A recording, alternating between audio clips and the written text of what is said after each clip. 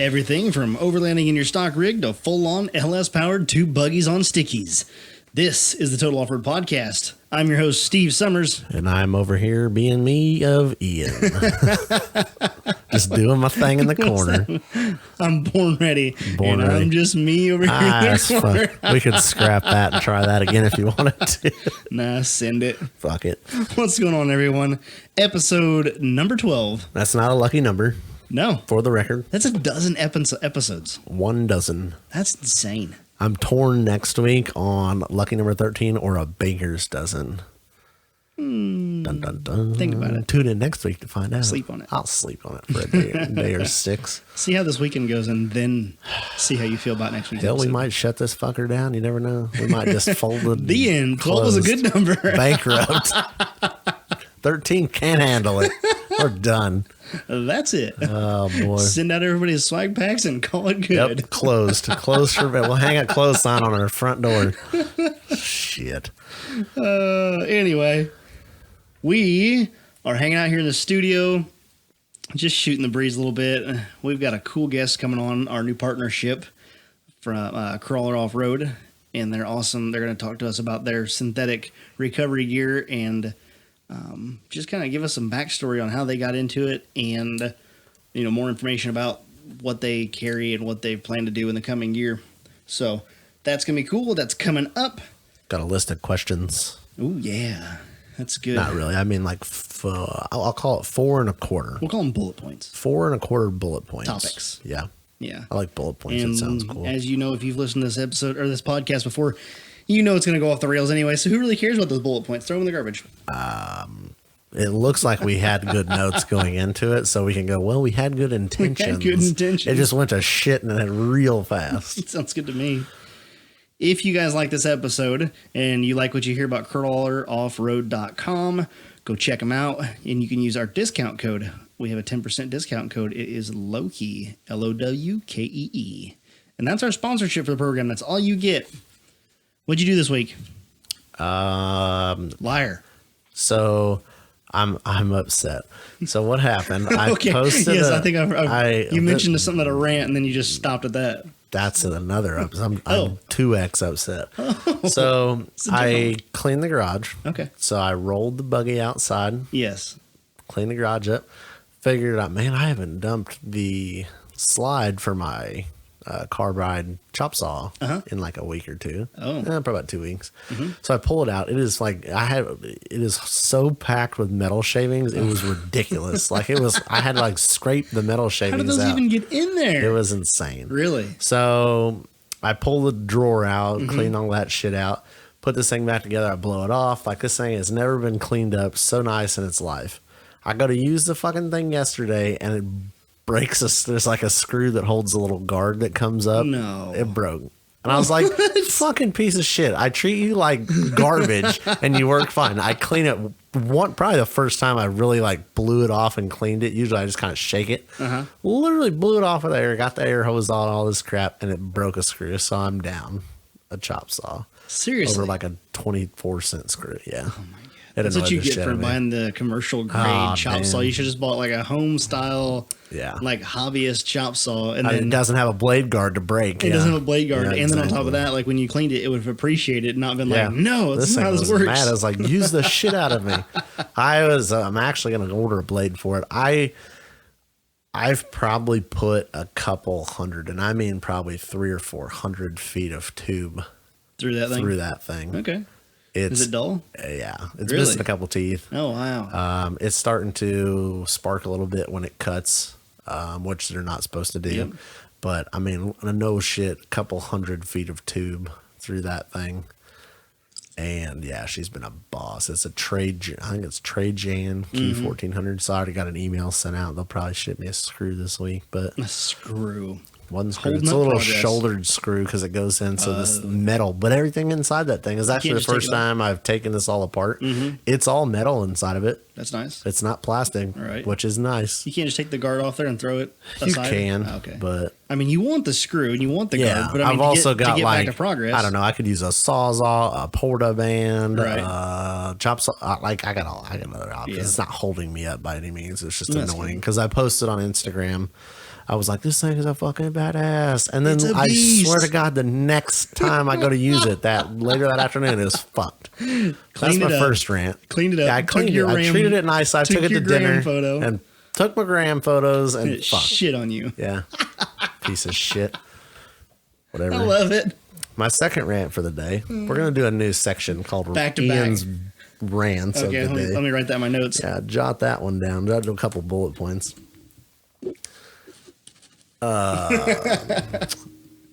So this leads, let me get to where we're going with this second rant. So I got the floor, the firewall, I cut out. I had the firewall done on the driver's side. I cut it all out because I didn't like it. I was sitting in it. I have found that that's one of the best things you can do, at least in my opinion, when you're building a complete like interior, I guess, for lack of better terms. I just sat in it. I got a TV in the shop. It's heated. So I literally just sit in it. And you just start going, man, the pedals are just too close to really kind of stretch out. I'm thinking like a nice long day, a couple hours in the seat, trail riding. You're not getting out, in and out, just going. And I'm like, yeah, I sit in this thing for about an hour. And then you're like, man, I'd really like to stretch my legs out just a little bit more. I'm like 6'1", Yeah. 6'2", whatever. But, so I'm like, oh, I just want just a little bit more leg room. And I'm like, so then you start thinking, you're like, dude, the brake pedal, the throttle pedal, the steering column, like everything has to get moved back if that firewall gets moved back. Oh. Yeah. That sounds like a lot of work. Yeah. But you know what I've learned from past episodes of the podcast? The listener peoples will know, do shit right the first time and you won't want to redo it. So I said, you know what? As much of a pain in the ass it is, I was like, I don't give a shit. I cut that shit out and I started So is that what you did a couple weeks ago? You cut it all out? No, I just cut it out literally Thursday Again? or Friday. Yeah, Thursday night.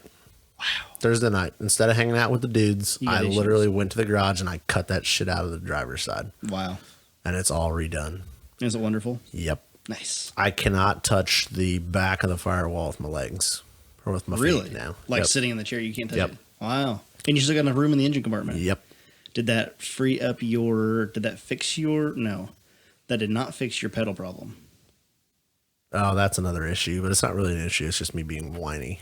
Okay. That's not a rant. That's like me being whiny. Okay. We can talk about that, and that's another bullet point too. It's in the... But anyway, so that's my thing. So I cut that shit all out. Now it's all going to actually have a couple different angles to it, so I think it'll look a little cooler rather than just being flat. Right. The passenger floors, everything's all framed up. Everything's done.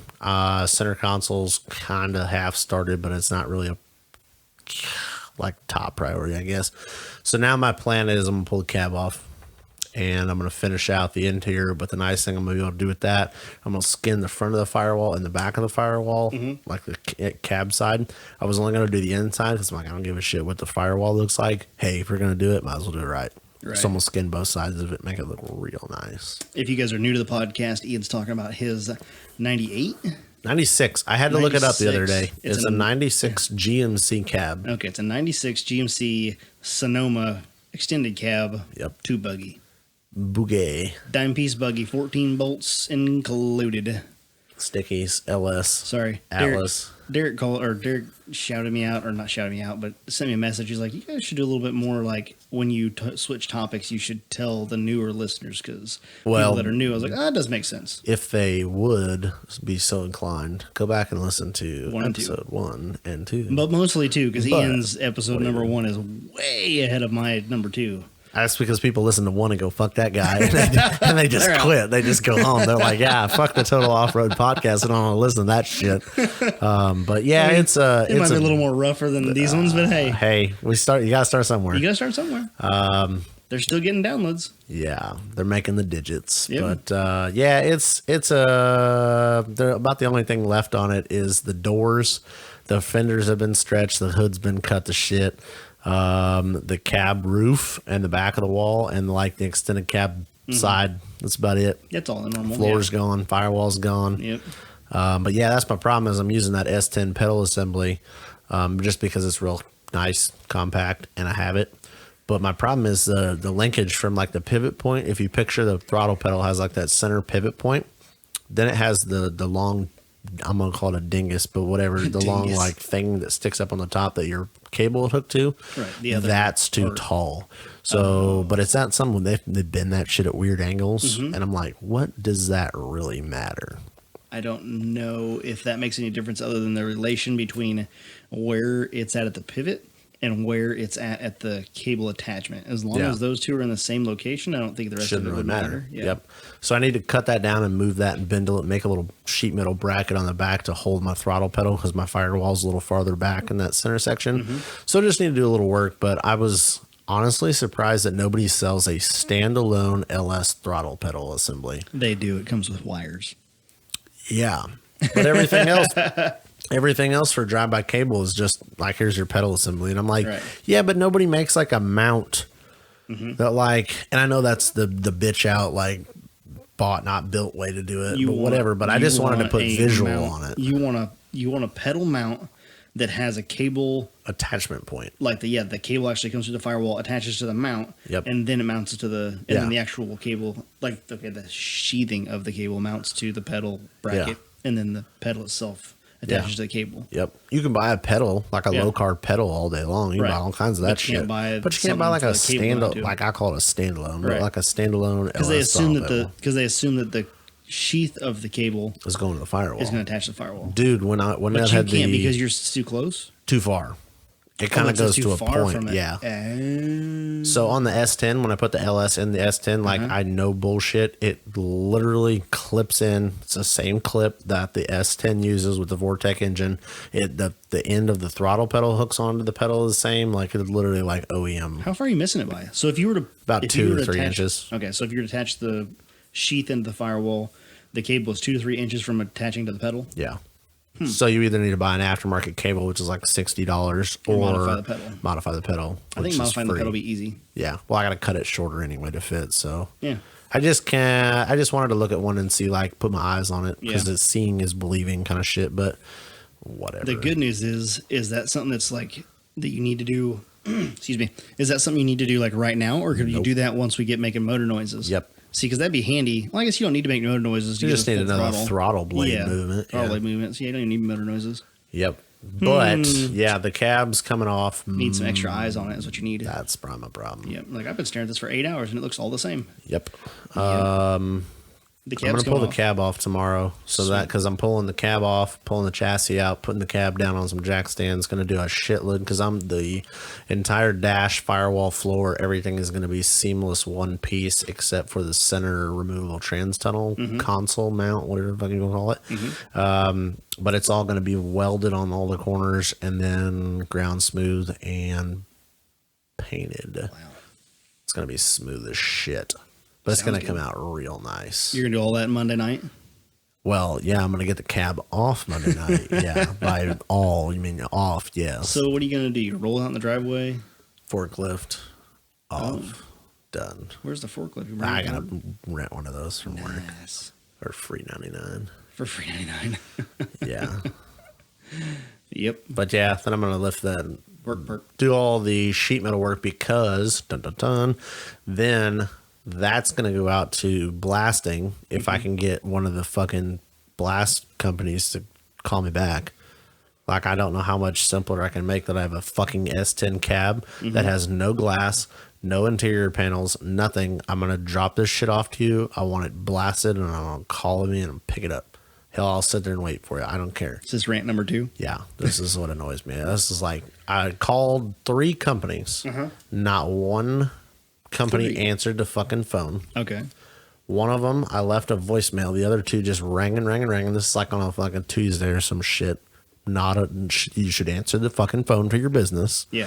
The one called me back like a week later and said, "Oh, I was out of town for business. Call such and such guy. He'll get you taken care of." And I'm like, go fuck yourself. Like, no. I'm not calling the other Answer the damn phone if you're on business. I'm trying to call you and I'm trying to give you my money to do your job. guy. Right. So what the hell? So you call your guy. You give him You my call your number. guy, give him, and he calls me. He Like, calls how the me, fuck yeah. this is business? So I'm like, fuck that. I'm annoyed. The other one, I called again because it's closer. And she's like, it was like the longest, most awkward, like, hello, I just, like, I Do you don't do think, this for a no, living? like, what the hell? So, and this is like, I know for a fact this is not a dude doing this on the side or any of that kind of shit. This is a brick and mortar business store that also does mobile dustless blasting, but they do it at their shop. They have a shop with like multiple employees, blah, blah, blah, blah. So I know for a fact this is not like a dude doing this on the weekends and trying to make ends meet and an extra side gig because I can work with people like that. Wow. This is not that. No. So she has no fucking clue what I'm talking about. I'm like, this is literally a fucking S10 cab. They look the same for like 15 years. It is a Google it. Fucking cab. Yeah. Yeah. Like it doesn't have a fucking floor. I don't need the floor done because it doesn't have one. The firewall, I don't give a shit because it's all brand new metal. I literally need the fucking roof and the quarters. Like, I don't give a shit. Just spray it. Roof, quarters, and doors. Can you send me pictures? And I'm like, oh, for the love of Christ. Yes. Like, yeah, I can. Yep. So I send her these pictures. Nothing. And that was probably 2 months ago. Whoa. Remember when we started first talking about painting the cab and all this? Maybe it wasn't month and a half, month. I don't know. Yeah, nothing. Like ghosted. So what do? You call them back and like, did you get my pictures on my stock S10 cab that's missing everything? Oh, it's already stripped. I'm not like being that asshole trying to bring you. Oh, you wanted me to take the headliner out before you? Well, no shit. But like, yeah, it's empty. So, blast the outside, get the spray paint off. Jesus, yeah, that's all I want. I just want to knock the spray can off, and then I'm gonna have it. I've already determined that I'm not gonna have somebody else paint it. I'm gonna fucking paint it myself, and it's gonna be what it is. This is great. But it's just like, for the love of shit, take my money. Get to work. Nobody wants my money. Wow. Well, I got a guy that does dustless blasting that I think I know, so we'll get together with him and see if he can get you a better quote, or even I haven't even got a phone call. Don't even know what it costs anyway. So whatever it is, that's the worst part. I have no idea if this is going to cost a couple $100 or like $2,000. Yeah, I don't know. If you guys know what dustless blasting costs, hit Ian. Let me know. Fuck, if I bring it to somebody, at least eat lunch somewhere good. Good Lord. We're in Florida. Be right there. I don't care. At least somebody call me back over it. But yeah, I just like, because I don't know what it's going to cost. $1,000. I'm not going to do it. So I'm going to have to figure something out. I'm going to buy a sandblaster or some shit from somebody. But every time I start looking at sandblasters, everybody's like, yeah, they fucking suck. Yes. No matter how much you spend, $1,000 on a sandblaster, junk. You spend $24 at Harbor Freight on a sandblaster, junk. Same level of fuck. Like, I have no desire to own a sandblaster. I have never really needed one before. I will figure it out some other way. But like, I literally just want the outside of this. You would think that a local rental company would own a sandblaster. Oh, so about that, we were looking up. They do a what the fuck was it? Dry ice blaster. Yep. Yeah, it's like fucking $80,000 machine. Yeah. Oh, you were looking to buy one. No, yeah, well, that's the retail cost or whatever. No, we rent them. Oh, you do? But we got like 3 in the whole fucking company, like this nationwide company, and we got 3 of those. No, and then my boss is like, yeah, no, we're not bringing one of those in, so you can take it home and break it. And I'm like, okay, touche. What a dick. Yeah, I'm like, oh, damn. Rightfully so. So, I don't know. All I want to do is just get it blasted. I wonder how much that would cost. Where do you get the dry ice for that? I don't know. I've never actually bought dry ice. Does it come with it when you rent it? That's a consumable, air quotes, finger quotes of consumable. You're going to need to get that yourself. I wouldn't even know where to tell you to buy it from. I don't even know. Yeah, not locally here. That's not really the big thing in this area. But yeah, so basically it evaporates. We were watching a YouTube video on it. It's dope. Cool. It's very environmentally friendly. Yep. Which is cool. I watched, we saw one at FabTech. A guy was selling one, and he had, they covered the entire side of a Harley in spray foam of some sort. God. Some sort of like plastic spray foam. Like that shit they pack. You know what I'm talking about? That like expandable packing foam crap. No. Way worse than that. This is more like a plastic coating almost. Oh. But it was big like spray foam. Yep. And then they took the dry ice and they dry iced all of it, everything. The paint, the seats, all of it, and it was good. Huh. I was like, whoa. Yeah, and then it just evaporates, and you're left with the contaminants or the paint or whatever you to clean up. Whatever you clean off, yeah. and I don't know if there's different levels of it or how that works, but whatever it is, they blast it right off the chrome exhaust, and the chrome exhaust is still like minty fresh. It's not that abrasive. Yeah, it's not. I mean, you think of like sandblasting media. You get the like Black Betty or the shit with the walnut cells. I mean, that's going to be abrasive, but I can't imagine dry ice is that abrasive. I think it probably just like hits and it like dents the dry ice.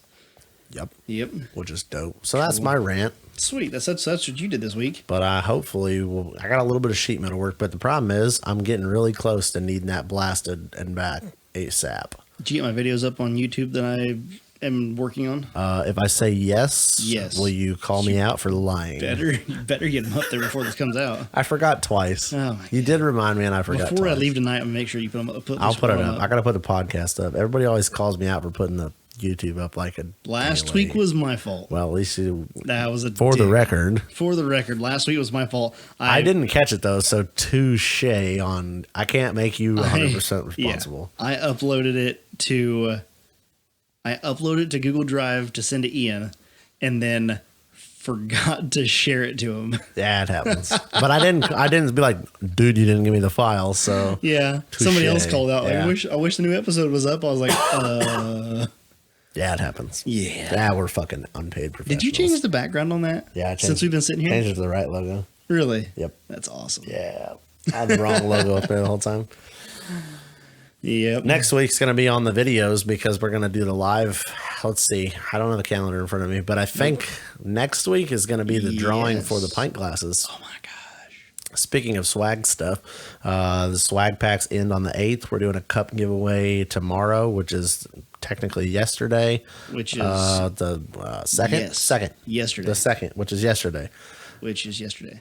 In podcast world. Copy. Technically tomorrow in real world. See. Technically, yeah. God, it's only 9 o'clock. Indubitably. I've been doing this for 6 hours. We've been here for a minute. We got a lot of business stuff taken care of, though. It's all good. Yep. So, yeah, cup giveaway is yesterday in podcast land.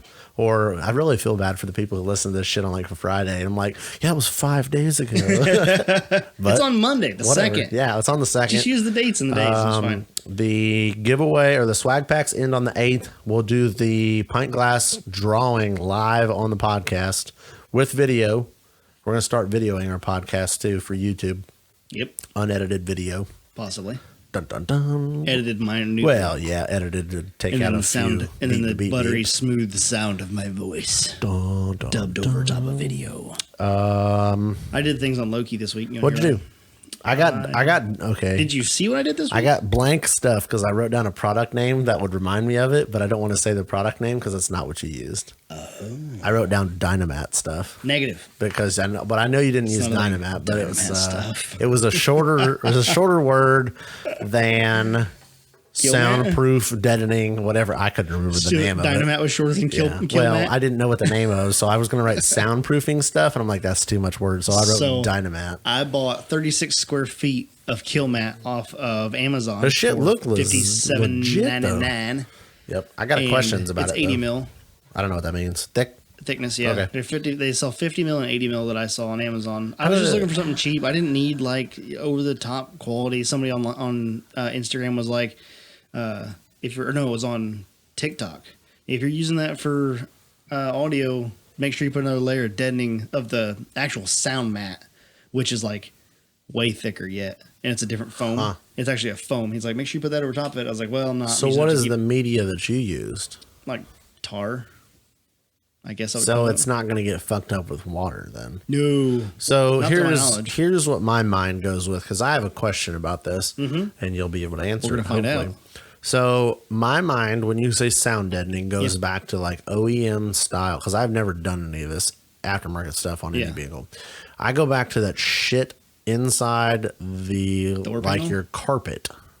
You talking about like the foam? Yes. Like not the foam. That shit that like the thing that mice take out and make a bed out of? It's not a thing. Matting. Yes. Okay. And which is great. That stuff works it works great. It just holds water and doesn't work with shit. No, this is 80 mil, so it's I don't know. What's that? 3/16 eighth of an inch? 3/16 max. Eighth of an inch probably. Okay. And it is like tar. It's literally it's like a rubber. Like rubber, yeah. Okay. Yep. And it's sticky. So here, let me ask you this. And once you stick it down, it don't come back up. Okay. So this is what I want to do with it. I want to put some of this on my floor. Yep, that's what I did. Can I put it underneath my cab and not have it get fucked up by water and shit? On the underside? Yeah. I have no idea. Because here's my thing. I'm not putting anything on top of it. So I don't want to put it down on the top side. Because I don't want it to get fucked up and all that when you're getting in and out and throwing shit in and out of the cab. You see what I'm saying? So I would like to put something under the cab floor and like on the front side of the firewall. For $57.99 for 36 square feet, which will do your entire cab. But if it's rubber, it shouldn't get fucked up. It shouldn't. It will last you a little while. Like I was saying, it's for $57.99 for 36 square feet. You just order it and throw it on there. Yeah. Find out. Because I was thinking, I was like, man, that would be kind of nice. I'm going to run my exhaust right under the cab. It's essentially like putting undercoating, I guess I would say. But thicker. Yeah. And it has aluminum backing on it. So. That's what I was going to ask you, if you thought it would be fine for under the truck. I have no idea. Okay. But we're going to find out before you have an opportunity to do that. Yeah. We're going to find out just how well it works with water. I'm interested to try it. So. Because I've never done any of that. So I just go to that matty shit that holds water. I did the entire hatch. It looks clean. Here, I mentioned Loki again, and I didn't tell the new listeners what it is. My 95 Cherokee with a facelift. That's what you need to know. Check it out on the Instagrams. It's pretty dope. Hopefully on YouTube when this guy gets around to I'll get it. Posting my video. I promise. I said that with my fingers crossed. I started playing with some video editing this week, and I edited video of me out in the garage working on Loki, and I was grooving the tires. So I took it's about a 6-minute video, just kind of show you the tool I was using, the technique I was using, why I did that. I think I explained some of why I did it. Bit. And it was just kind of a quick little, I'm getting into video editing, trying to figure out how that works. I think it's going to work badass. You think so? Not the video editing, but, not the video editing, the tire grooving. Yes. Is what I meant. I didn't mean your video editing is going to suck ass and you're going to fail. But in the other video that I sent you, still haven't uploaded, the burnout was fine. Oh, yeah, it looked good. But no, the tire grooving, I think that's going to work really good. It worked really well on my 33s. Yep. So it should work really well on the 38s, I think. So we'll find out this weekend. Bet. Check it out. Yep. So yeah, I did the kill mat and the hatch, and then I also did carpet over that. Yeah, it looks clean as shit. Super clean. I opened the hatch today and looked inside. I was like, oh, it's so pretty, and it smells so wonderful in there. Yeah. Yeah. Like glue and paint. Perfect. It smells amazing. Now we see why you thought you were so happy. You're like, this is great. Dude's high on paint and glue fumes. This thing is great. It looks good, though. I think it's going to be nice. Yep. Definitely going to keep some heat out, some sound down. Mm-hmm. Yeah, it's going to be nice. I did all the floor pans. I did a little bit on all the floor pans, too, so to keep some rattles down, I hope. Yeah. And I still have mat left over. Perfect. Yep. You know what you should do with that? What should I do with Product testing. Clean a spot underneath the thing and fucking stick some on there. Hey, fuck it. Let's see what happens. If it's rubberish, I can't imagine that it's a problem. Yeah. I might consider that on the driver's side. I'll look into it. It's fine. You just stick a little chunk on there. Oh, just a little square? Yeah, just not going to be a lot. I've got some leftover stuff laying around. Or on like the firewall where your tire's going to kick up the mud and water and shit. I just lay it right over top of the nastiness that's on there. No, I would clean it first. Yeah. But I want to see. I want to see. I'm interested. The people want to know, man. Cool. Right on. That's all I got. Low key. LOWKE. You want to get into our guest of the day? Yep, let's call him up. Cool. We're going to call up Crawler Offroad, the owners Rick and Fred, and they're in Waterford, Michigan. Yep, we got the two of them, both of them, business partners together. All right, dial up their number. Let's call them up. Get out. Yes. Okay.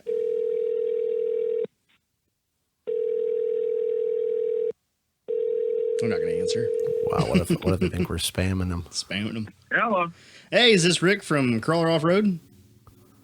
It is. Or is it Fred? As well, yes. Oh, we got a 2-for-1. Yes. We're winning. We are getting double. What's going on, guys? Not much. Yeah. You're not doing any rope stuff tonight? No, just set the night aside for you guys and some good bourbon. Ooh, I like where this is going. I like how we came first over the bourbon. I feel like I have to put the bourbon, whatever it is, over us, though. Yeah. Well, we started drinking before you guys, but we'll give you the benefit. Okay, that'll work for us. We'll take it. Yeah, that'll be all right. Cool. So we want to call you guys up and talk to you about your synthetic rope line and your recovery gear that you guys are selling, and just kind of pick your brains about that and, you know, find out what got you guys into this. Like, how did you guys get into synthetic recovery? Well, honestly, the opportunity. Well, all right. So we've been wheeling for years, and we've been we've wheeled together for years. We worked side by side for years in our 9-to-5 jobs, and we kind of always talked about opening a shop. You know, that big dream of opening your own shop and being your own boss, and then the opportunity to buy Crawler Offroad came by, and so I kind of just tossed it up as almost like a hey, let's, like a joke, like, hey, let's go buy a company. And then Fred was like, that's actually not a horrible idea. And we kind of sat down, talked about it, and really thought it out, and made the decision to buy the company from the current owner, or previous owner, and that's kind of how we came into it. And then we've spent the last year and a half trying to sort of revamp it, make it our own.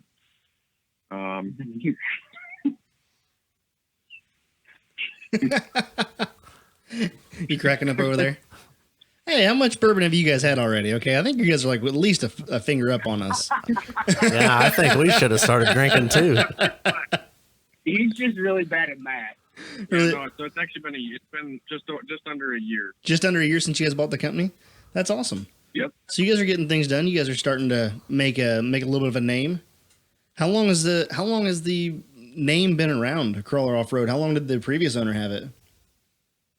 I don't know. Yeah, I don't actually know. He At least a few years. so the Okay. the previous owner was the kind of guy that he owned about 6 different companies Yeah.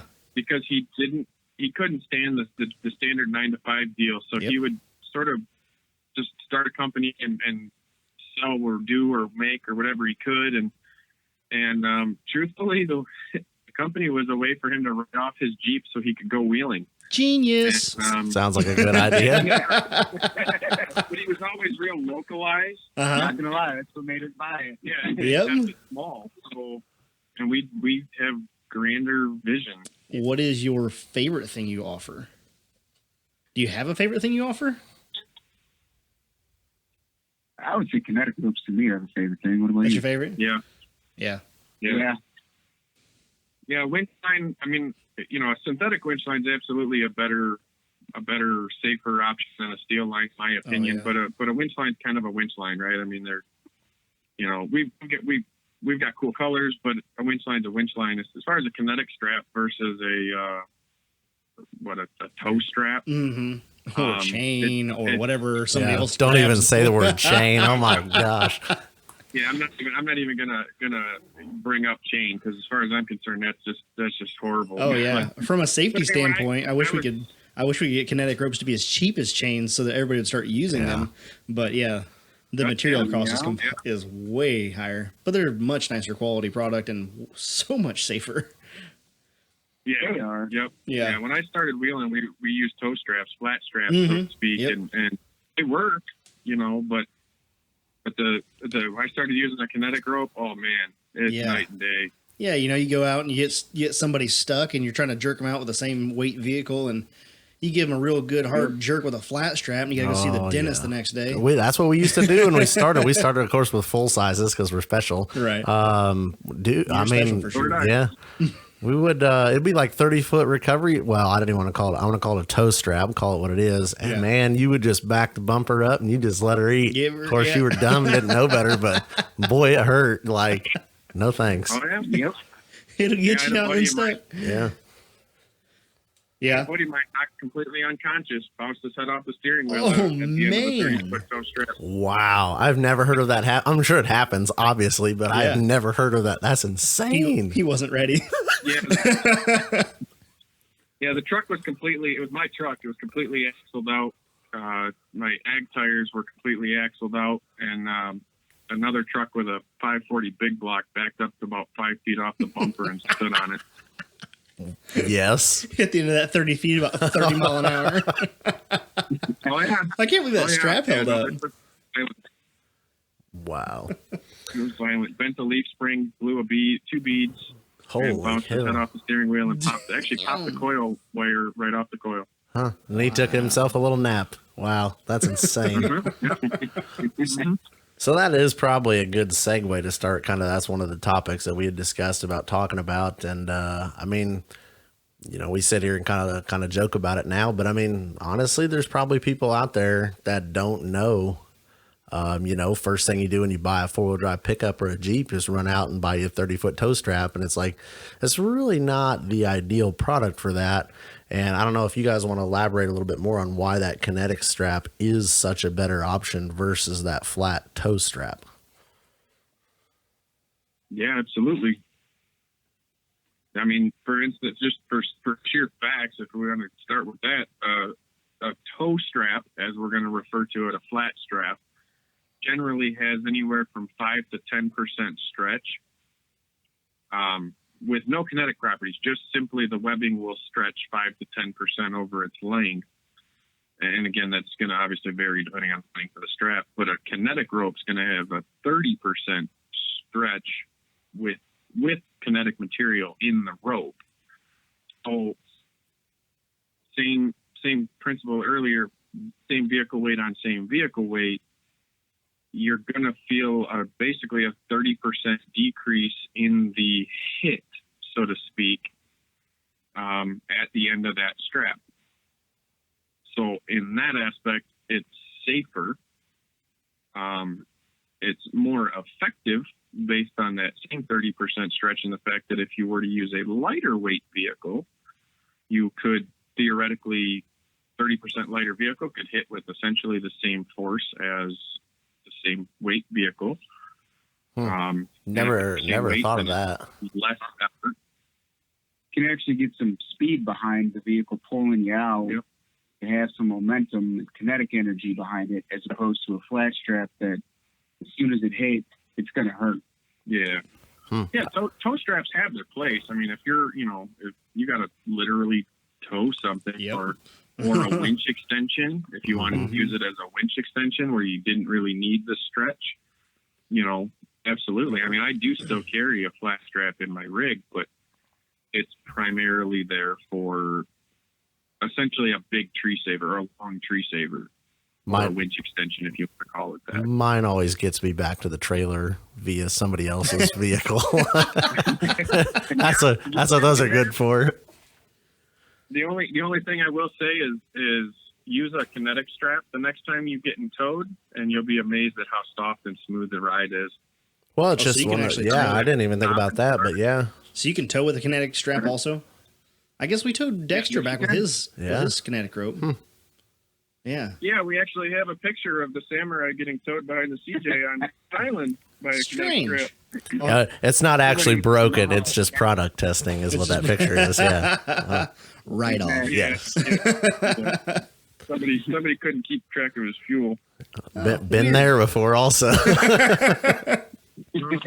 Yeah, I've never run out of fuel, but then again, I'm running a stock tank, so yeah, I've done it a couple. Easy. Man, I was on the phone with my engine tuner one time chewing his ass because it was like, dude, this thing just ran fine yesterday, doesn't run with a shit, won't start, blah blah blah. Yeah, it was out of fuel.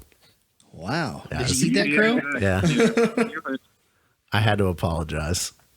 Yep. At least you were nice enough to apologize. Yeah, it's a pretty hard story to say. Yeah, it just didn't have any fuel in it, but what do you do? That's an interesting concept with a lighter vehicle, because I know when we were using the flat straps back in the day, you would always, with a full-size truck, you would always, these Jeep guys would come up and be like, dude, it's not even worth the time hooking it up because you're not going to pull this 5,000-6,000 pound truck out of a hole with that. Right. But with that strap, you probably could have. Yep. Yeah, I mean, depending on like really, really deep, thick mud could still struggle with a lighter vehicle, but it's definitely Fred's CJ7 weighs significantly more than my Samurai, and I've popped him out a few times. That's crazy. I like it. That is so cool. You know, So with you guys' synthetic winch lines, now I just picked one up and put it on Loki here recently, and I haven't got a chance to use it yet, but it looks awesome there. I know that much. And I promise it'll do more than look good. it'll do more than look good. That's good. That's We're the gonna key. find out. Yeah. Yep. We need to. So I put it on the other day in the garage, and I had to charge my battery up because it was dead. But I charged the battery up and I spooled it onto the winch. And in the garage, obviously, I couldn't get a good proper pre-tension on it. What do you guys recommend when spooling up a new winch line like that? What do you guys recommend? Like, what's your method of putting it on there so that you know it's spooled nice and tight? Do you use one guy or two guys, or what do you do? I can spool one by myself with it if I have a hill. Mm-hmm. If I don't have a hill, I'll need a second person because I usually use. So this last time I did it in my driveway when I swapped from my black crawler rope to my orange one because I changed up my theme and I have access to a couple of ropes. When you own a rope company, you just change your rope. I didn't have a hill. So what I did was I actually hooked the samurai. I hooked the winch rope up to my ram. Mm-hmm. And I had the wife sit in the ram, just keep the steering wheel straight with the truck in neutral. And I sat in the samurai, of course, with the winch controller, and I just pulled the truck towards me and let it.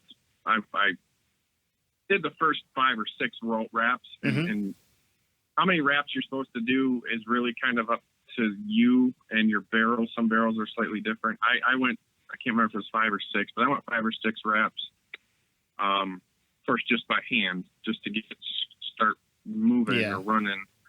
And then, like I said, I just drug my truck towards it, and that put it under a decent amount of pre-tension. Now, if you do take it out and use it, and you're just in the woods, you're not going to sit and plug a trail while you pre-tension your rope. So usually you'll just run it in real quick and then come home, spool it out, wash it if need be, and then do your same process where you pre-tension. So if you've got a hill or anything like that, you can just hook something stationary and pull yourself up the hill. If you don't, you can hook to, if you have enough length, you can hook to another vehicle. Yeah, that sounds awesome.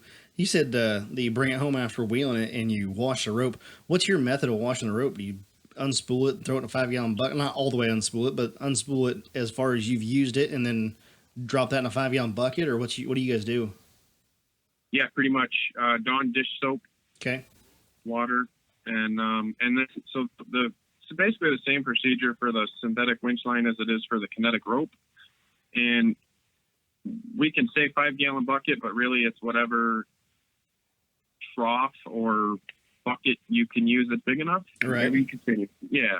So like a 30-foot inch and a quarter kinetic rope is not going to fit in a 5-gallon bucket. Really? But maybe you use inch and kiddie a quarter. pool. That's a big kiddie rope. pool. Yeah. I got my kiddie pool out so I could wash my rope off. Now you guys' kinetic ropes have a They're like coated, I believe. they're coated, yeah. That's the word I was looking for. But you still need to wash. You still got to wash. So it's just the ends that are coated then? It's not the whole like rope. Correct. The ends are coated to protect against like trailer hitches or metal D-rings, whatever you're hooking to. There's a rubberized coating on the end so that the end is protected when because that's where all the force is going through. Mm-hmm. So if there by chance is maybe something sharp, it's a little more protected. Which makes sense. I just know that I've always heard that dirt and you get that fine gravel and crap stuck in the fibers of that winch rope or the kinetic rope, really any kind of synthetic rope like that. And that's one of the biggest things that when you pull on that, it almost like abrasively works against your whole concept. Yeah. So that's why I'm washing. It's very important. But I would also, I didn't ever really would have thought to unspool the entire, you don't have to take it completely off the drum, but I wouldn't have thought I would, because some people probably just wash it off with the car wash or with the pressure washer. They don't actually get those lower layers. I would back mine off until I got to clean rope that I hadn't used on that trip or whatever. And Soak it. Just throw her in a bucket there on the right in front of the Jeep. Mm-hmm. That's what I would. That's my personal thought. I'd have never thought of that. Yep. Give her a good old scrubbing. Like we did a winter run a few weeks back, and there was plenty of winching done, and but it was all snow, you know, and I mean, we dug some holes down to some dirt. Most of it was frozen, but we got a little bit of dirt. But most of the winches after that, I mean, we're just covered in snow. There's probably no point in really worrying about. Then you got to go and thaw taking it them out. out and cleaning them. But it's, you know, if you're using it in mud, absolutely, you know. Yeah. If it's dirty, clean it. Mm-hmm. Yep. But yeah, I would have never thought. I just rinsed mine off. To be honest, I've never actually like soaked it in a bucket. Right. I ordered one of you guys's. Yeah, because you actually want to, when you're washing it too, you want to kind of scrunch the rope up a little bit so that you allow the water to get inside the rope, so to speak. That would make sense. So that you're actually cleaning out the fibers and not just cleaning the outside. The things you learn when you talk to the professionals. You're the people that own a company that deals in rope. Yep. You definitely learn a few things. Which is nice. Absolutely.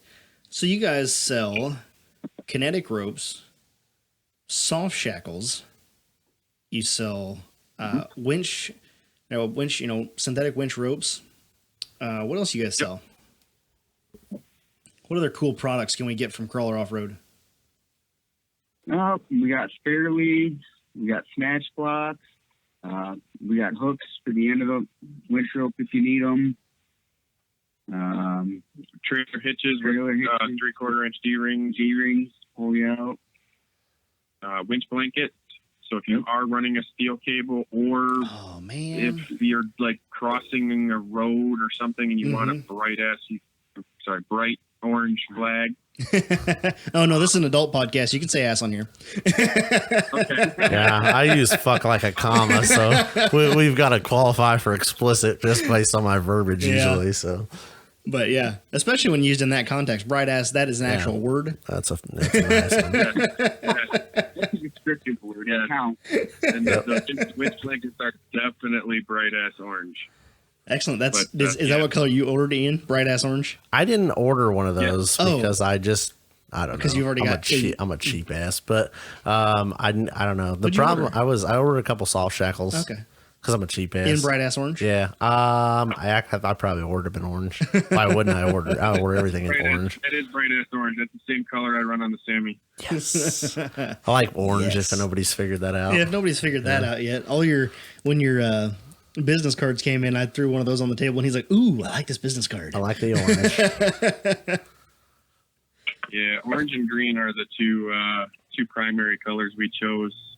Fred likes the bright green, and I like the bright orange. So I ordered- fit. Yeah, I ordered red because kind of the theme on Loki is a little bit of green and red, and when I showed up with the red soft shackle, one of the guys looked at me and was like, "Why'd you order red?" I'm like, "Because the other day I had a bright green soft shackle from another company, and I lost it in the sand. Like I didn't lose it in the sand. I lost it in like the snow and the dirt that was on the ground, like clay colored dirt. I'm like, it's neon green. How do you lose that?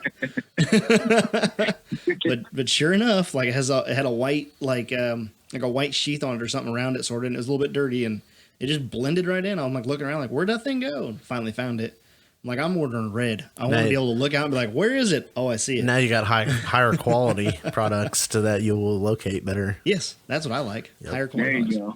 And they got that cordura on there, and it's nice and Yeah, black. that's so the one contrast. thing. So I want to talk about almost called them D-rings. That would have been insulting. The soft They got those shackles. We were looking at them last week, and I honestly have never seen a soft shackle come with that cordura sleeve on the soft shackle. And I don't know, I would assume if I had to bet $1, it's a cost thing. You know, a lot of companies probably don't really want to put the extra cost because I don't know how expensive it is, but it's not free. So I don't know. I would obviously, benefits are there, but I've never seen another one that has it. Yeah, It's just something it's sort of the same principle behind the coating on the end of the ropes and the Cordura sleeves on the winch lines. It's there to protect the rope from abrasive or sharp points. Just our attempt at helping to prevent the, how do I put, the less educated from being able to destroy the product. The more protection it's got, the longer it's going to last you. Right. Yep. I know I was behind that when I ordered the winch rope. That was one of the things that sold me as soon as I found you guys and was looking at your products. I was like, this winch rope has got Cordura, not one piece, but two pieces. It's got one sewn on at the end of it down by the hook, and then one down by and then another one that you could actually slide around if you wanted to. Yeah. I used mine on the drum because I had a steel cable, and the drum had a little bit of cable like imprint on it from having cable on it for 10 years. Cable rash. I would call it cable rash, but it's not like it ever moved, but it definitely imprinted. And so I was like, well, just, help my new synthetic cable stay nicer longer. I use the Cordura down there. I guess if you were real good at it, you could probably, I'm not even going to say it. You might be able to find a guy that could polish it. To polish it, if maybe. only we knew a I definitely guy could have that polished the did drum. polishing. But I was actually going to say, I was like, if you were good enough, you could probably slide the Cordura off of there, slice it in half, and then use just what you needed on the drum. And then you have a third piece, basically, that you could slide up and down the rope. So I've always only seen ropes come with one. Yeah, and you that's play exactly. that battle because I've always heard And- heat from and the theirs winch comes with drum. two. Yeah. Yep. Winch drum heat, Yeah. and I mean, obviously the abrasion on the drum, yeah, but Right. even if it's a fresh winch, it's still going to create probably a shitload more heat than you would probably bet on that winch drum, which That's my guess. is going to damage the rope. Yep. I'm not going to be planning on dragging mine around a tree. If I have to go around a you tree, will. nope. Yep. Negative. Watch it. I refuse. It's too nice and pretty. But we know the guy that'll cut you a deal on another one. There you go. Yep. That's right. That's where snatch blocks come into place. Well, and that kind of touches back on that, kind of going from I like rope rash. That's kind of a cool term. So let's use Rope that. rash? Cable rash. Either Cable one. rash. It sounds Let's exciting. call it cable rash. Cable rash. So I've got a couple snatch blocks laying around that I've used over the years. And that's another thing that, like, when you invest in synthetic products, I don't think people realize or even know, maybe it's just lack of education, that you need to take that snatch block and either throw it in the dumpster, give it to a buddy that's still running steel cable or whatever, but you can't run a snatch block that has run steel cable through it. You'll cut your rope, if I'm not mistaken. Correct. You at least should not, yes. It's not recommended. Not recommended. Yeah. Exactly. It'll survive one or two times. I mean, no question. If it's an emergency or you just absolutely have to, it'll survive. But it's not going to do the rope any favors. Usually the cost of the snatch block is much less than the cost of the rope. Yes. You're better off replacing that than buying a second rope. Yep. That's kind of like my situation. I got as much of my rope and my fairlead as the winch is worth, which is saying a lot because the rope and the fairlead are fairly inexpensive. Yep. Which also, kind of want to touch on that a little bit. Not all winches are capable of handling a rope. Uh-oh. Yours is. Okay. I have had Check mark. I'm gonna assume it is because I've ran a winch rope on a Harbor Freight. Yeah, that's essentially what mine is. Yeah, you sold you one. No, I personally ran a synthetic rope on a Harbor Freight drum, and I didn't have a problem with it.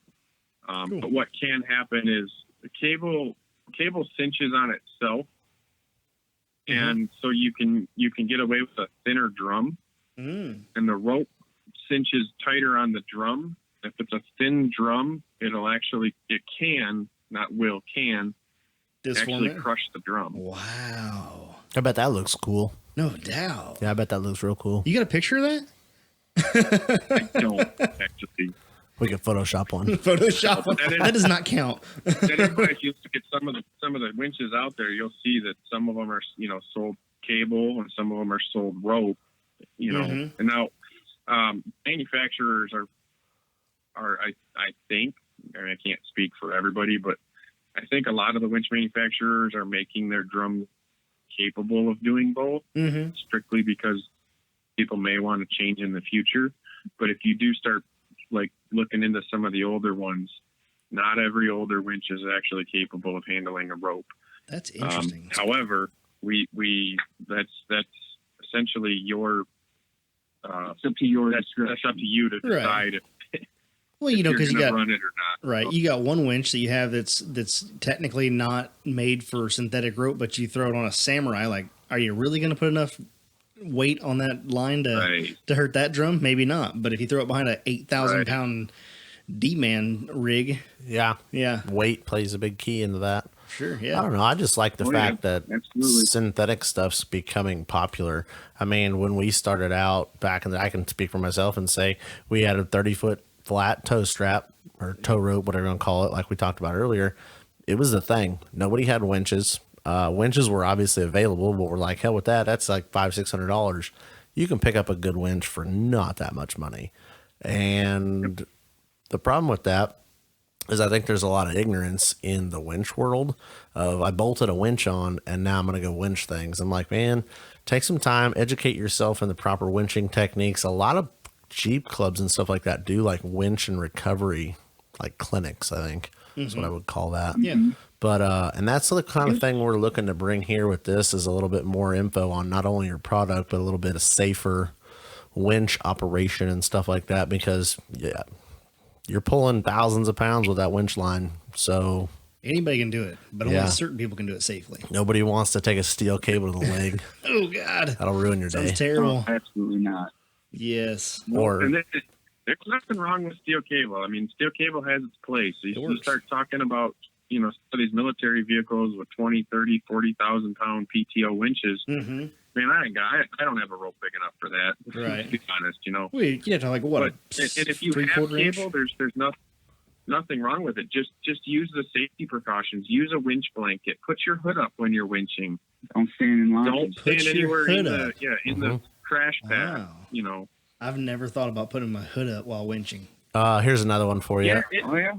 It may save it from hitting you. Yep. It may go through the hood and the windshield, but it may stop it. Wow. Yeah. It's definitely worth if you're going to use a cable.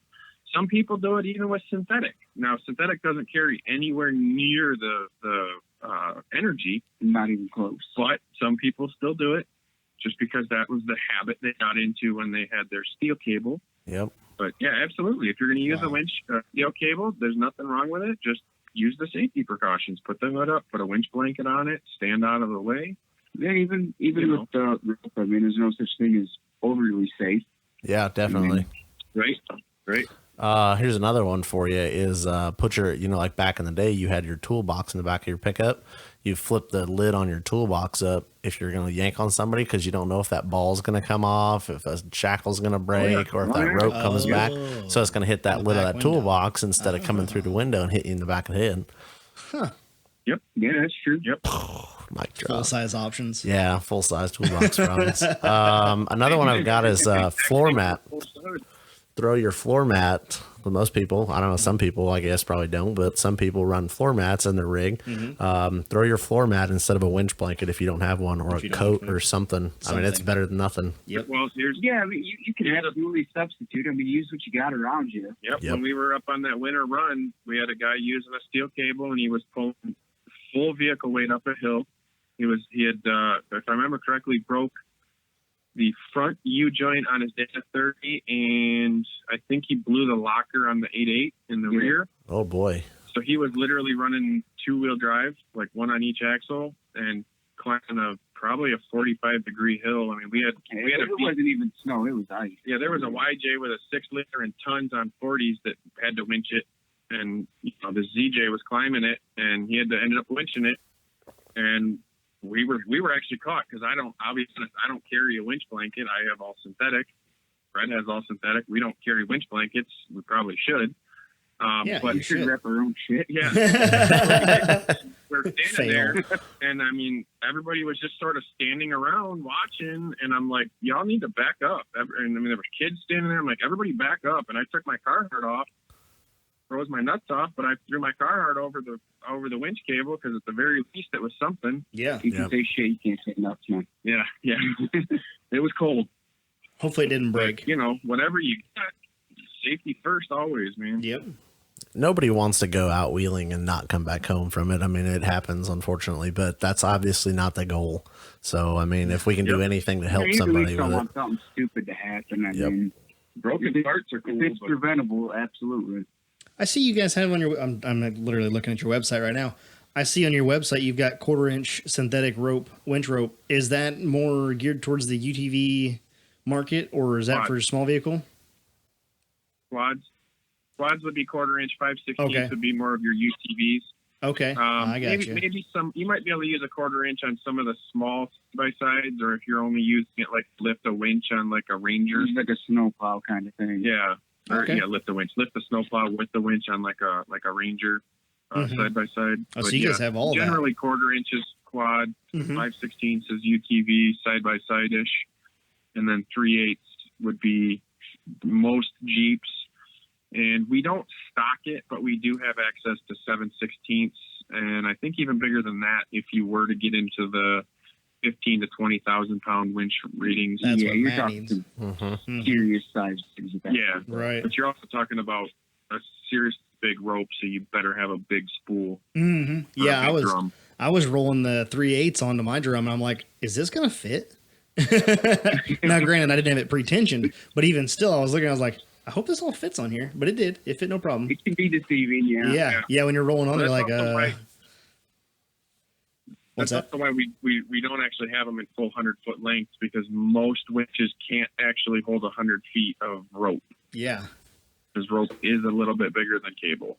No, I for see. the That does make weight. sense because I Right. feel like I've never seen. Well, I'm just sure I've probably seen it, but I feel like 80 is a standard like synthetic Nowadays, length, and yep. 100 is a standard like steel, if you want to call it I feel length. like, yeah. Yep. Pretty close. Yep. We do have 95-foot ropes as well, but those are pushing capacity. most winches are pushing capacity on a Right. 95-foot. Yeah. And you and I will say, go I ahead. don't On want to that. talk Mhm. much about other brands, but Warren's usually can handle a little bit more rope than some of the less expensive brands. Some of the winches. So they had a little bit bigger spool capacity, so to speak, and that's pretty because they didn't Warren used to offer something like 125 or 150 foot cable on some of their I think models so. or something I like do that. You know, remember they had something like like that, they yeah. had a little more. Yeah, they had a little more cable on them on some of their models. I think it's one of the things that you and I were talking about. Rick and I, when I first started messaging about synthetic rope, and I was asking about, do you have 100 foot? Because I've got 100 foot now. I want 100 foot, and one of the things you said back to me was, "Why do you need 100 feet?" I'm like, well, what if it's further than that away? You're like, why don't you just order a winch extension or a flat strap or something like that? I'm like, you make a valid point. I could just get an extension. Yeah, most of the time you're not actually pulling that full, even that full 80 feet. You may need that distance to get to the pull point, but you're not actually stuck for the 80 feet. You pull yourself 10, 15, 20 feet, and you usually pop out of wherever you're at. Mm-hmm. Yeah, right. And if you are stuck for that full 80 feet, then you pull out some more cable and hook to the next obstacle. Yeah. But Yeah, if you're literally stuck for that 50 feet, you better be careful what you're actually hooking to, because there's a chance Right. you might yank the tree out too. yeah, that'd be a bad deal. What do you guys? Is there anything in you guys' future, say 2020 here, that you guys have got planned for the company? Anything you guys got going on? New products or what have you? So we offer snatch blocks, the traditional snatch block Uh-huh. with the two steel plates, the pulley, and the bearing setup. We are currently, actually right now, I'm working with multiple local machine shops trying to get our own version of the snatch ring, which is essentially a 4-inch aluminum ring Uh-huh. that weighs about a third of the weight of a snatch block. Yeah. At least that light. You basically just loop it through a soft shackle, and it is your snatch block.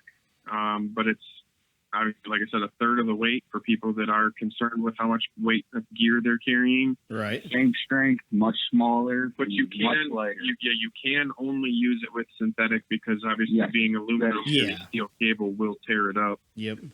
Yeah. Again, you could probably do it once or twice, but it's not something I would recommend prolonged Yeah. usage of with a steel cable. It's an emergency, you could do it, but you're not going to want to throw it away because you put a cable on it. Yeah. So you guys gonna call that a top So- ring?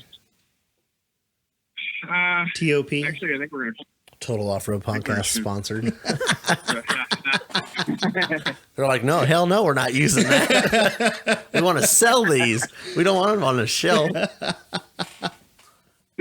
Yeah, so I'm still shopping around, so to speak, trying to find a shop that's Trying to make a willing to work Good with price us point at on a good price. Yeah. And, you know, I mean, we try to gear all of our products to be 200% safe, but we also want to be we're budget minded because I mean we have a budget ourselves. Right. I mean, Affordability is trying to key. be the everyman's company. you know, we build our own stuff. We Yeah. have budgets. We understand, and so we try to gear everything towards that. You Right. want to be a good product at a good price and let everybody have the option, so to speak. Right. Hey, and if it's the right price, I'll buy two instead of one. Right. That's why I bought both. Hopefully you don't need to, but we're not going to stop you. I've had people tell me, you know, hey, your stuff looks cool, but I'm a name brand guy. I'm gonna go buy a Warren rope, yeah. and I'm like, cool, go spend $400, man. No That's all problem. you. It's your Yep. money. Do what you want to do. But Yep. you know, You can buy. I You know can when I buy. was looking for a winch rope for mine, I wasn't spending $400 on a Warren rope. That's Right. actually how we ended up finding the company. Was Rick looking for a rope. Yeah, I Really? actually bought a trawler rope from the Yep. previous owner. Was the rope company local to you guys or Michigan based at that point? Yep. Okay. Yes, Michigan based. Yeah. Cool. About a half hour north of where I'm at right now. Oh yeah. Okay. So it didn't move very far. That's awesome. We're always looking to expand. Like you said with the rings and stuff. I mean, it's for us at this point, it's just one product at a time. Yeah. Oh, for sure. Yep. Yeah. Well, especially being within the first year, you can't, Oh, you can't grow too fast because that's, also detrimental to a company too. So, Yep. You got to grow with the demand, of the product. If there's not a big demand of winch extensions, then that's not a real good product to throw money into when you can throw money into something else and make it better or, Exactly. whatever. Yep. Mhm. Absolutely. Yep. That's awesome. And I almost said super we, awesome. We are in our first year, so we're still doing research and stuff into what we do want to, what roads we want to go down to, and what's viable and what isn't. Yep. Well, I'm excited to be kind of partnered. We say partnered up with you guys, but mostly just because you guys have been nothing but friendly since day one when I messaged you, and that means a lot to me. Customer service is key. I don't care if you got a crap product or the best product on the planet. If your customer service isn't awesome, then I'm out. Like I'm not a fan. especially in this And industry. that's absolutely Yeah. how we try to be. I mean, dude, we're a couple dealers that don't have big budgets ourselves. But Yeah. I mean, we're Every man's out company. there for the same guys in the same boat. I Yep. mean, You like the pretty industry much you're in. hit us up with an email and we'll get back to you with whatever we can. Right. Yep. That means a lot, and we really appreciate that. And so that's one of the reasons, that we kind of that's the reason I bought from you guys. And then We appreciate it. we're excited to get you guys on board, and then also just get your name out there more. Get more synthetic ropes in everybody's hands so that everybody's a little bit safer on trail. And when I go to spool out some guy's winch, I don't walk up to a cable. I'm like, great, I'll be right back. I gotta go grab my gloves. We have all been there where this guy has buried his shit and like his rat nest ass steel cable. And you're like, dude, just leave the shit here and go home. Like literally just walk your ass to the parking lot, bud. Is the title here? Is the title? Just sign the title and leave it on the hood. You're like, this guy. Don't be that guy. If you're that guy listening, Crawler Off-Road. Like, Crawl Off-Road. damn, bro. So affordable. It's crazy affordable. It is. Especially with a discount code. At least that's how I feel about it. You're buying from for me, you're not buying something off of Amazon. You know, this is a company that you can call and talk to, know who you're getting it from. They're standing behind their product, and you're still getting it at an awesomely affordable price. Yep. So. Yep. Yep. Yeah, we don't have our cell phone numbers on the website because we don't want to be bombarded with sales calls. Yeah. We'd rather use the website. Mhm. But if you send us an email and have a legitimate question, we absolutely will send you our phone number, and you ask us, just please call us. We want to talk to you. We want to know what the problem is, and we want to make it right. We'll talk you through anything. I mean, Right. It's just it's just all the spam callers, and then obviously not wanting to. We both have day jobs too, unfortunately, right that's now. really the only thing we're trying to keep it from. So from 8 to 5, I can't be answering my personal cell phone, making sales orders. Yeah, sales as much orders. as I'd like to be, but Right? Wouldn't we all? Yes. Just sitting there waiting for the phone to ring, like, who's going to call me today and order a rope? Double dip. right. Exactly. Right. So I've also put a lot of time into hopefully making the website as user friendly as I can get it, and as easily understood as I can make it. Right. And with everything we got, I mean, we keep trying to improve upon it. And by any means, if you look at your site and stuff doesn't make sense, or you got a question or an issue, just throw an email on there, and we'll go through it and we'll try to make it better if we can. Yeah. Absolutely. I was going to say, I was actually just getting ready to say that when I ordered my stuff, the website, it was very like, I don't know, you go on some websites and there's like crap popping up and it's a pain in the ass with the drop down menus and stuff. It was very simple, which I like. It's not like, We try to be very intuitive. yeah, you don't have to like, your website's not going to necessarily sell the product. The product's going to sell itself. So Right. just give me a nice, simple, I did it on my phone too. Yep. So I was like, a nice, Mobile. simple, quick, here's my checkout, saves me info. You can make it a quick little account so it saves your shipping info and stuff. It was super, super quick, easy, which is beautiful in this time. But Yeah, I mean, honestly, when we made it, we made it to what made sense for us. And hopefully if it made sense to us, it does to everybody else. Yeah. Right. yep. And it also does. It's pretty cool because it knows whether you're on a computer, a phone, or a tablet, and it changes all the aspects, ratios, and everything for us. It's pretty cool. Which is why it worked, because I've went on it on my computer and my phone, so that's why both of them, it works flawlessly. But the only other thing I was excited about was that there was like 19 colors. Look at them on your phone, you can't see nothing. Yeah, full Yeah. web version on a phone, that don't work. Yeah, you got to have. It's painful. Yeah, and you got to have a good boot. At this day and age, if your mobile side of your website is not up to par, then, you're already behind. Yep. But no, you guys works flawlessly on mobile. I didn't have any trouble at all getting where I needed, when I need, what I needed. Everything was where it was supposed to be on the website as far as I was concerned. And, yeah, like I said, you guys, it worked out well. Trying to think of anything. Right here, thank you. Yeah.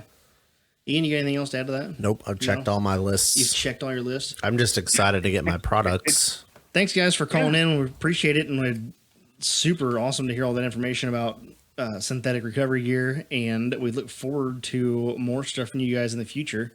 Probably have you back on the podcast at some point. If you guys ever got any other questions, just let us know, man. Yeah, we'd We'll do love it. to be on more. We'll send out any of our listeners that want affordable quality recovery gear. We'll send them your way. That's for sure. So Absolutely. thanks, guys. Yep, I know that. You guys take care up there. Thank Stay you. warm. Yeah. All right. You guys too. I mean, you're a little warmer than us, but you guys too. And a little bit. So, all right. We'll see you A guys. little bit. All right. All right, Yep, thank you you guys. too. Bye. Bye. Wow, that was cool info. That was cool info. Yep. That was awesome to talk to them about all the synthetic and the different parts of how that works in general. I'm excited to be partnered with them. The nice thing I get from them is they're just like us. They're just a couple guys having fun, doing some shit. And oh, by the way, they sell you some synthetic off-road products. Yep. So Rick's got a Samurai and Fred's got a CJ on 42s. I love me some Sammys though. Dude, it's on 40-inch pit bulls. I know. I'm a That's fan. crazy. I'm a fan. I am too. Yeah. was awesome. I got me like a soft spot for Sammys. I don't know why. Never owned one. Always wanted one. Maybe Yeah. that's the lure of it. You always want it, but you never had it. Matt had one and loved it, but then it was too small for him and he wasn't going to turn it into a trail rig. So then he ended up selling it. I want to build a. What? This goes down a rabbit hole. Okay. I want to build. I have the engine. It is a 47 horsepower Kubota 3-cylinder diesel. Wait, you have the engine Yeah, well, you got to start in somewhere. mind, or you? No, it's on a pallet, you have. shrink wrapped, Oh my god! ready to roll. I love this. So it makes 47 horsepower. Yes, that's all you need because it's a diesel. Put a turbo, tiny little turbo on it. Oh, it doesn't come with that. No turbo. It's, Okay. it's NA at 47 horsepower. How much tuning would that require, you think? I don't know, but Oh. it's a Kubota, so there's gotta be a thing. There's got to be somebody somewhere. So everybody doing the swaps, I don't remember the engine numbers off the top of my head. I'd have to look it up. I should have looked it up, but I didn't plan on revealing these deets. Sammy, It's just a Sammy built and it, off-road products, dreamed. and here we go. Sammy dream. So the engine that most people use, blank, whatever that number is off of like a semi reefer. It's a 4-cylinder. Yeah. It makes like 68 horse, right? That is the go-to like Kubota swap everything in the world, right? Like, yeah. So if you're going to do like a 801 or, If you want to put a Kubota diesel in an S10 pickup, oh, really? you'd use this. If you Oh, want to really? put it in a crawler or whatever. So the company that makes all these products, and I can't even think of it, they make all these transmission adapters. They go to whatever transmission you want. it's not just like, It's just a billet Yeah. plate, like an adapter plate, but it's like $500-600. But guys were building Still. their own, which is kind of cool. that's cool. But it's only 68, I think, horsepower. So if I add a little turbo to this thing, I'll be up in the 50s and 60s. No Easy, problem. I would think. Which is going to be plenty out of a little torquey little diesel. I want to put that in a tube chassis Samurai buggy. Yes. On 43-inch stickies. Probably I would say, I was going to say 38, but probably a 40-inch tire. I want to do Fab 9s or some kind of like Yeah. a 9-inch, You do a Toyota something like axle, that. probably. But just a light, like I'm talking light as shit, like 3,300 Stretched. pounds or less. Yep. Stretched wheelbase, length Low. front and rear, low as shit. Little, almost like a rock crawler, like a I'm true getting excited rock just crawler. listening to this. I've got the engine. I want to do it. I got to finish one buggy first. Okay. But Get to work. I want to build my own flex or my own adapter. Okay. That's my caveat to this Why? whole deal. Because it's going to be cool. It's like building a steer what 14 volt. transmission you put behind it? I don't know. Toyota is my, because I think tried and true, Toyota will hold the power. Fast speed, I easily. think a manual Toyota, like I was like an AW4 or whatever. I'm not And all really your too options for familiar. your boxes behind Oh that. yeah, you can Not AW4. double all the things. Is it? I don't know. I don't know what those are. It's a You did talk to the guys over there at Snail Trail. Snail Trails. They Knows have all your the Toyota I need to start listening to their Toyota transmission stuff, but I'm It's a on there. ways out from that. Oh my gosh. But that's my next plan. I can't keep up. That's my Not next so much build content. problem. Yep. Yep. So anyway, Okay, so now that we totally, things I that you totally don't- fucked up the entire That wasn't podcast. in the notes at all. No, I apologize. But anyway, getting back on topic, don't forget the discount code 10% off with Loki, LOWKEE, Crawler Off Road. A couple guys, badass people, partnered with a couple other badasses. Dun, dun, tsh. I don't have that sound effect. We'll get there. Okay. We need to buy a drum will. set. It's Gonna end well. We gotta get the true, authentic sound. Oh, yeah. We need a drummer in the corner. Nice. Apply with him. Get sticky. Yeah. Oh, he's a dude. He's a he's a guitar guitarist. guy. Damn He could probably whack a cymbal though. I mean, I don't know. I apologize, Sticky Bandit. I do not know the technical term for. Whack a I mean, it is, cymbal. I swear to God, he's probably pissed now. It is not whack a cymbal. It sounded right, but I'm sure like The whack a simple game. that's like walking up to a professional drummer and be like, "Hey, do you whack on?" Like, oh God, you get in a bar fight for less. Shit, my bad. That's wonderful. I just pissed off everybody who drums or wants to drum or plays drums or knows a drummer. Just got All mad. right, we're on a tangent. Back on topic twice. The end of the episode is just getting all over the place, all squirrely. Yeah, it went to shit. Is this the last call? This is the last call. Last call. So today we're not drinking a beer because I am just slightly under the weather. I also I need to get some good stock replenished. You do need to, yeah. We're gonna work on that. We got a couple listeners that have sent us some fundage for a brewski. Yep. We're going to So bring them something good. We need to go. Bring them something good to the table. We need to go shopping. You and I need to get together, go shopping for one. We could do a for video couple. with that. Oh, that'd be sweet. We'll take you shopping beer with us. Oh man, that'd be awesome. Show you because I bet, as fucked up as the world is, Yeah. that Benny's for us, which Yeah. is the local go-to like beer aisles, I bet that's not a thing everywhere. I bet you're right. So and I then bet also, some if we go down to the people- Tux, Yeah, I bet some know. people really enjoy craft beer and can't just drive 3 minutes to a 3 Benny's minutes, yep. and have just phenomenal stock. So This is true. we'll take you shopping with us. We should get them to sponsor us. Oh shit, Sweet. that'd be great. Anyway, since we're not drinking a beer, I'm going to tell you guys about one of a beer that I really like, and it's out of St. Louis, Missouri. Well, in that area. Anyway, I think it's St. Louis. It's in the, maybe not St. Louis proper, but either way, it's Heavy Riff Brewing. And the beer that I love from them is like one of their staples, and it's the Velvet Underbrown. It is a lactose brown ale. It drinks like a stout. No, it drinks like a brown ale and tastes like a stout. Because the lactose gives it So that you thick can body and just drink more of it. Oh, dude, it's so good. They sell it here locally, at one of the places at Big Grove. Big Grove Big Tavern. Grove. Yep, you can get it there at Big Grove. It's so good. I love it. It's my go-to. You have ordered one of those. Shall once have. there If I'm in that before. restaurant, you know that's what I'm drinking. Okay. They Every got some time. killer chocolate cake too. If Oh, anybody yeah. local wants If anybody local wants to take go to me Big out to Grove. dinner or whatever. It's really good. But anyway, Velvet Heavy Riff Brewing and their Velvet Underbrown. I'll try to find some of it in the store. I don't. Surely somebody in St. Louis, hint, hint, can find us for us. Skiff. Is it Skiff Distributing? Yep. They have it. Okay. I don't know if they're selling it to. I don't know if anybody around here is like locally is selling it in cans or Yeah. anything or bottles or whatever. To the internets, we'll figure it I out. should look that up again. I checked a while back and it was not available. It might be now. But either way, that's your beer of the day. Dun, dun, dun. All right, let's read some reviews from Apple Podcast. Dun, dun, dun. Got a new one here. It's from, I don't even know how to say this. You're going to say it wrong. That's a given. There's just then. no way. Yeah, because I don't know what. Yeah, it's Prangeldc. I don't know. I'd have to see it. Prangelic? Prangelic? I don't know. It's probably something really easy, and I don't even know. I can't decipher it. I'm bad at that. We cannot say that, but we appreciate you. We appreciate you. Yep. And it's via Apple Podcast. He says, "Great podcast" is the title of it, and it says, "Quality podcast and engaging topics. Good work, fellas. We appreciate that. Thank you so much." Kudos for the Kudos. nice words. Yeah, we do appreciate the nice Hey, words. we If you appreciate guys- the nice or the not nice ones too, to be honest. If you guys want to leave a rate, if you guys want to rate and review the podcast, we will read your reviews. What's another good one down here? There was a couple that we didn't get in last week that were down here. Here's one here. WV Racer. Did I read this last time? I don't remember reading it again. Okay.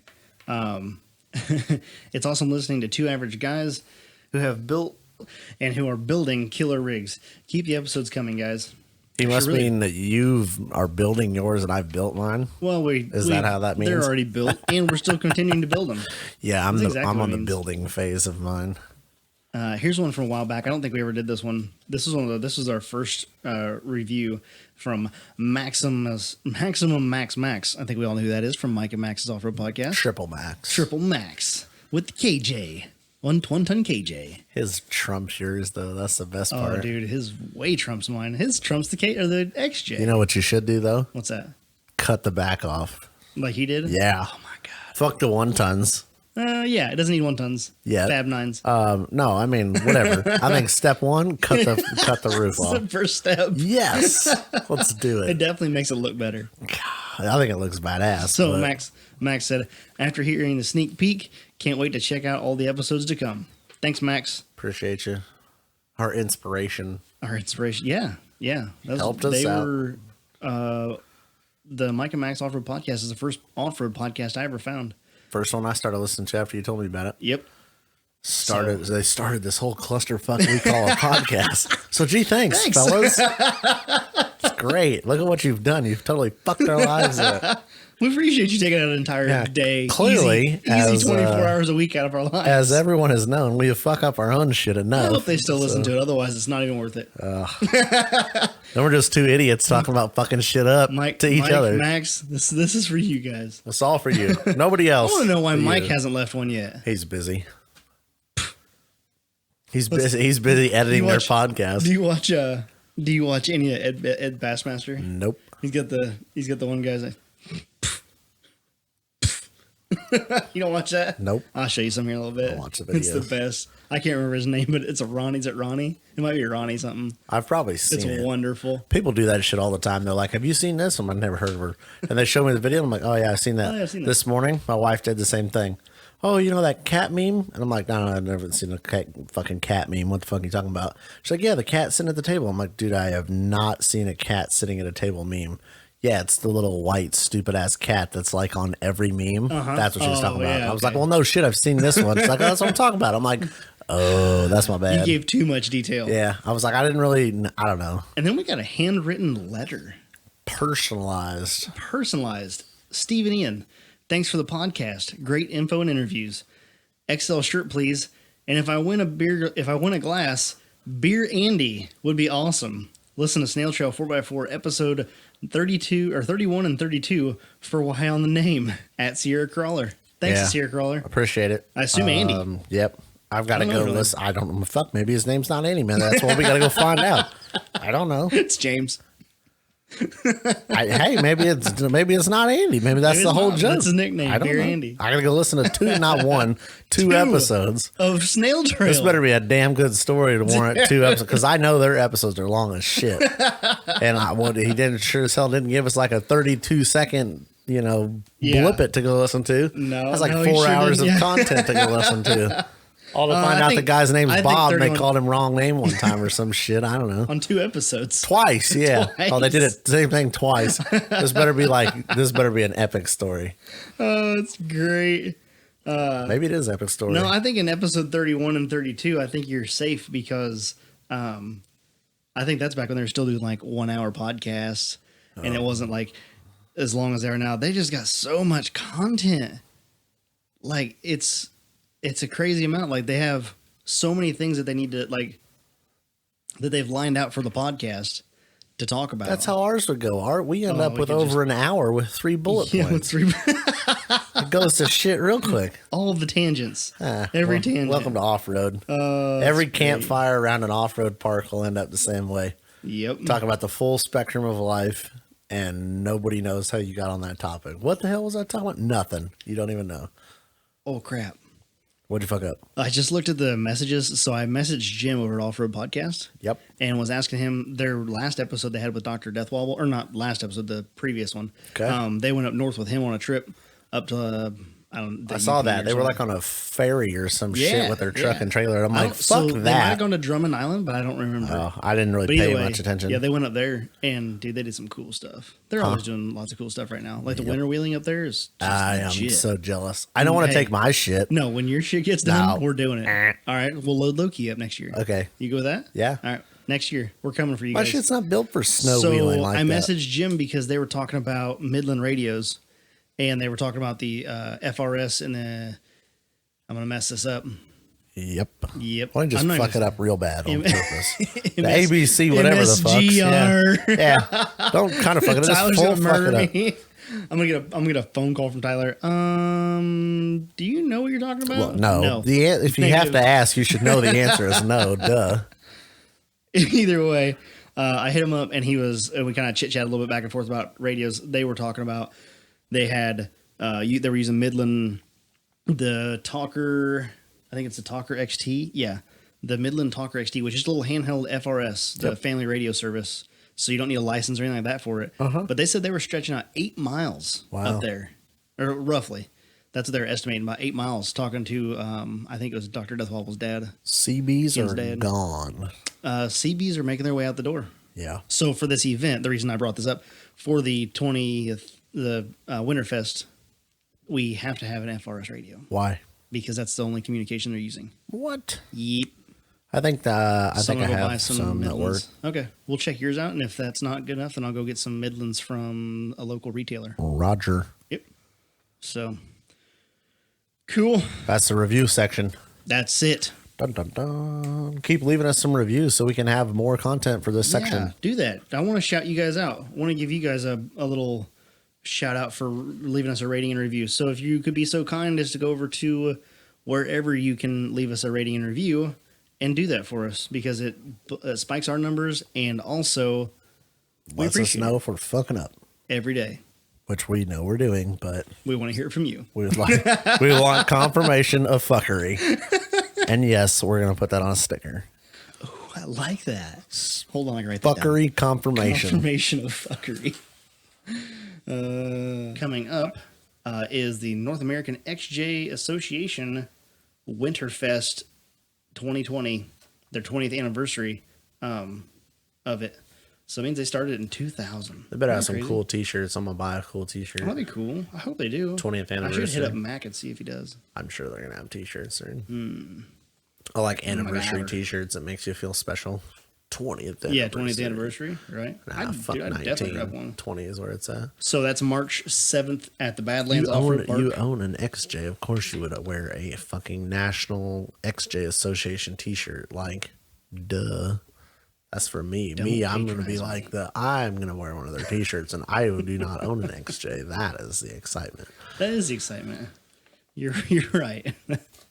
No shit, you'd buy an XJ t-shirt. Like, duh. That's like me wearing an orange t-shirt. Of course I'm wearing an orange t-shirt. But Anyway, it's going to be a big-ass event. I didn't realize it was going to have as said- many people there as what you're telling me. pre-registered 150. And I know a lot of people that are going that are not registered. That's insane. That don't have full-size, or that don't have XJs. So we're talking 200, 300 people in that park that day. It's going to be wild. It's going to be good. We got to leave early. We're going to do some stuff. We got to leave early. Yeah. They open at 8:30 for us. Yep. So I was our listeners know how good your shit is at getting on trailers without a problem. So I should load it tomorrow. Holy hell. Yeah, load it a week early and just park the fucking trailer there. Okay, it's there. Done. Now quick, don't break anything. Yeah, you just stop it. Stop leaking. We did 5,000 RPM burnout and it still was rolling around. So yeah, did that before and then it pissed itself on the trailer. So what do you do, right? No, it coughed up a starter. Oh God. Low-key fail 7 is coming soon. I just feel like my shit box just wants to be a shit box. Hey, just leave it alone. you're wheeling your shit box. Mine rolled out of the garage via winch. Making so progress. Whatever. Making progress. Yeah, March 7th at the Badlands Off-Road Park in Attica, Indiana. If anybody listening to this hasn't decided they want to go and does want to go, do it. Be there. We'll be there. Yeah, we got some swag in the giveaway there for them. Yep. That'll be cool. Yeah, their giveaway. We got a I got a bunch of shit for that too. item of swag. And buy me some raffle tickets. what else? Don't forget, you guys, check out the Instagram and the other socials because we're going to give away the second polished tumbler. Just revisiting that. Pint glasses. Giving pint away glasses. 5 of them bad boys too. With the swag packs. Yep, those are going to be So, done the 8th, and then we're shipping them out. Yeah, so this Sunday for you guys, a week from today for a recording, but Yep. this Sunday will be the end of it at midnight. We'll end the swag pack sales. So if you're interested in getting one, hop on that, shoot us a message. We'll set you up with a swag pack and entries into winning the pint the pint glasses. Yep, 5 of them. 5 of. Nice. Well, what else? That's all I got. That's it. Done. We're gonna wrap this one up. Yep. Cool. All right. Everyone, go check us out on the social medias. You can check out this podcast on YouTube and my new videos that I put that Ian had better posted up at this point. I promise the listeners I will do this. Okay, time. so we got one video tire grooving and the other video is just low-key pulling out of the garage, doing a burnout, and just kind of doing some road time. Wheeling videos. Coming soon. Yep. Next week, probably. Yeah. Be my guess. We're I'll try going to get start this edited dumping as some soon as I can. content up on YouTube, even Yeah. if it's like 30-second videos. At least it Right. gives you something to look at. Yeah, at least something to go check out. So we're going to be trying to get more content up on the YouTube. You can find us on Instagram at total_offroad_podcast. You can find us on TikTok under the same thing, total_offroad_podcast. You can find me on my personal page at low_KEE_XJ. You can find Ian at offroad_Ian. And we'll catch you on the trail.